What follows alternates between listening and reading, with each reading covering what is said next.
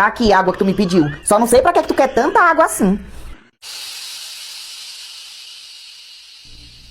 Que diabo de homem fraco é esse? Agora que a gente começou e tu já tá aí quase infartando? Começando? Mas a gente já deu 4 seguidas. E o combinado era 8, só pra esquentar. Mas tu é fraco? Eu, hein? Que diabo é isso? Tu tava era presa, era mulher. Não, é que eu tô carente. Hoje em dia tá tão difícil achar alguma coisa duradoura. Não, mas desse jeito não tem que aguente mesmo, não. Tu parece um coelho, agora tá explicado porque que tu tem 6 filhos. 9, 6 são só os que moram comigo. Mas tem outros 3 que moram com os pais dele. Mas enfim, tá pronto pra continuar?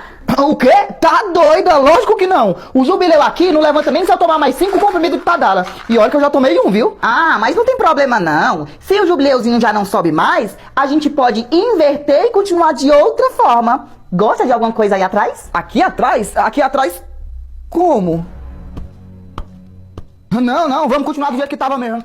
Essa presta que subir de um jeito ou de outro.